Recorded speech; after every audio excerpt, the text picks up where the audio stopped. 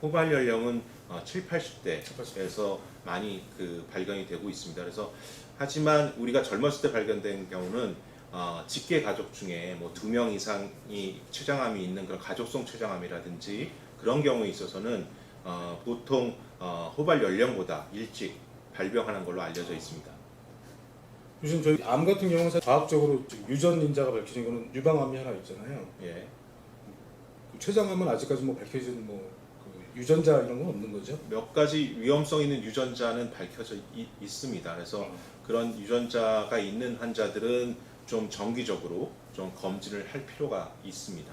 직계 가족 중에 2명 이상 만약에 췌장암에 걸렸다, 담도암이나 그런 이제 유전성 췌장암하고 가족성 췌장암은 좀 틀린데요.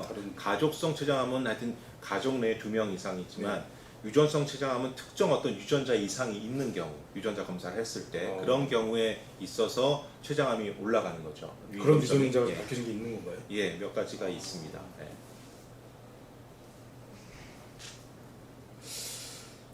우리 구독자분들이 여쭤보시는 게 아무래도 이제 평상시에 췌장암을 좀 예방하려면 물론 뭐 운동도 중요하고 음식 같은 것도 중요하겠지만 특별히 이렇게 좀 예방을 위해서 조언해 주실 음식이라든가 뭐 운동이라든가 뭐도 좋고요. 평상시에 좀 생활 관리를 하면서 조금 예방을 하려면 어떤 게 있는지 한번 좀 추천해 주신다면.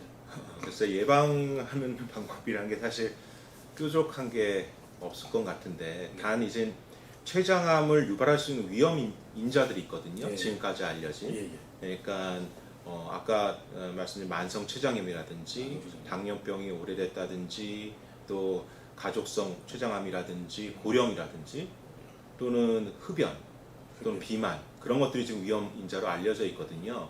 근데 이제 나머지 인자들이야 뭐 어떻게 바꿀 수가 없지만 흡연이라든지 비만은 우리가 생활 이 습관을 바꾸면 바꿀 수 있는 거라서 특히 흡연 같은 경우는 흡연하게 되면 췌장암이 생길 위험성이 2배 이상 오른다고 돼 있기 때문에 반드시 해야 되는 거고요. 흡연을 했더라도 흡연을 일찍 끊으면 흡연에서 한 10년, 15년, 20년 되면 그 위험성은 점점 떨어지는 걸로 돼 있습니다. 그렇기 때문에 흡연을 했다 하더라도 이른 시기에 좀 금연을 해야 되고요. 그 다음에 이제 비만 같은 경우는 우리가 이제 어떤 균형 잡힌 식단이라든지 또 운동을 통해서 체중 조절에 지금 신경 쓰면 그런 위험성도 좀 낮출 수 있어서 그런 2가지가 결국 우리 생활 속에서 췌장암을 예방할 수 있는 방법이 아닐까 싶습니다. 흡연하고 담배하고 그 비만, 체중 조절, 체중 조절은 꼭 실천을 하셔야 되겠네요.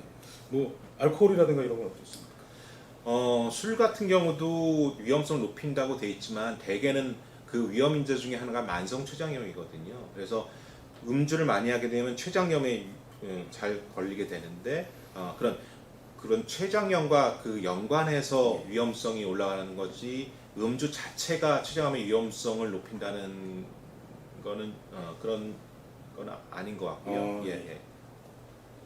그 일반적인 얘기는 아니지만 췌장암이 성격 좀 예민한 분들이 그러니까 예를 들어서 이제 똑같은 스트레스를 받더라도 어떤 사람들은 뭐 운동이라든가 뭐 먹는 거라든가 이런 걸 풀어버리는 사람이 있고 어떤 사람들은 이제 좀 삭히는 사람들이 있는데 그런 분들이 좀 잘 걸리더라 뭐 그런 거 맞는 얘기인지. 췌장암뿐만 아니라 암 자체가 사실 아까도 말씀드렸지만 암이란 건 우리 몸의 면역 체계하고 싸우는 거거든요. 그러니까 스트레스가 안 좋다는 거는 제가 생각하기에 전반적인 면역 기능을 좀 떨어뜨릴 수 있어서 결국 그렇게 예민하고 그런 거에 대해서 이제 뭐 약간 좀 어려움이 있거나 할 때 잘 그걸 좀 극복을 못하게 되면 다른 사람보다 과도하게 스트레스 받게 되고 그렇게 함으로써 좀 면역력이 떨어져서 그래서 암이 좀 더 생길 수 있지 않나 뭐 그런 생각이 듭니다. 그렇죠. 면역력이 떨어지거나 무너져가지고 밸런스가 떨어져서 결국은 이제 개연성이 높아진다 그런 얘기군요. 이제 췌장암으로 사망한 분들 중에 이제 유명하신 분이 미국에 스티브 잡스가 있잖아요. 그렇게 돈 많은 분도 결국은 이제 공식적인 어떤 병원의 치료를 거부하고 어떤 자연주의 요법으로 뭐 이렇게 뭐 하시다가 돌아가신 걸 제가 알고 있는데 그 독자분들한테 그런 분들 생각하시는 분이 많거든요. 좀 병원에서 막 이렇게 하시다가 나는 뭐 이게 아닌가 산에 가가지고 무슨 뭐 이상한 인간요법으로 치료를 해야겠다 이런 분들이 꽤 있으신 것 같아요. 솔직히 그런 분들한테 좀 충고를 좀 한번 해주시죠. 그래 스티브 잡스는 사실은 우리가 얘기하는 전형적인 췌장암은 아니고요. 췌장암이긴 한데 그 신경 내분비 세포에서 발생된 신경 내분비 종양이거든요. 그래서 그 스티브 잡스는 간에까지 전이가 됐는데 그 암은 우리가 기존의 췌장암보다 덜 이렇게 어그레시브하기 때문에 그 스티브 잡스는 간 이식까지 받았죠. 그래서 스티브 잡스가 뭘 그냥 진단받아서 아무것도 안 한 게 아니라 간 이식까지 받는 그런 적극적인 치료까지도 했습니다. 그럼에도 불구하고 그게 진행이 돼서 그때 가서 뭐 그런 걸 한 거지 처음부터 뭐 치료를 포기하거나 그렇게 한 건 절대 아니고요. 간이식까지 다 받았는데 예, 이제 예. 그래서 사실은 우리가 외래에서 이제 췌장암 환자들이나 보호자들을 보면 사실 처음에 이게 진단받고 그러면 상당히 당황스럽잖아요. 당황스럽고 이제 그렇게 하다 보면 여러 가지 이제 정보를 지금 찾게 되고 인터넷이라든지 예. 또 우리나라는 주위에 너무 의사가 많잖아요. 주위 분들이 다 의사고 이럴 땐 뭐더라 다 경험담을 얘기하는데 그런 경험담을 갖고 있는 환자가 자기랑은 전혀 틀린 환자들이거든요.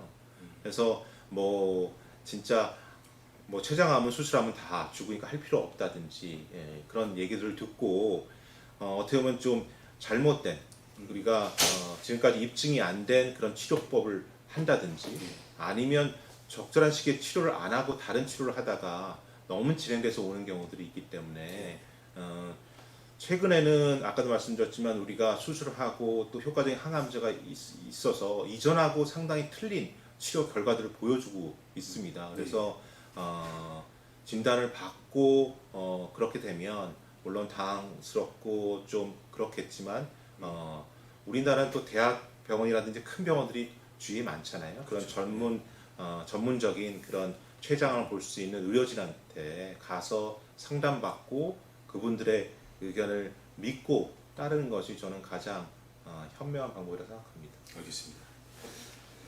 췌장암이 그 생존율이 12%밖에 안 돼서 환자분들이 진단을 받으시면 굉장히 절망을 하고 몇 년 못 사는 것이 아닌가 이렇게 절망하는 경우를 많이 봤는데요. 우리나라 그 췌장암 수술이라든가 이 치료 수준이 거의 세계적이라고 알려져 있습니다. 그래서 교수님처럼 또 훌륭하신 분들이 계시기 때문에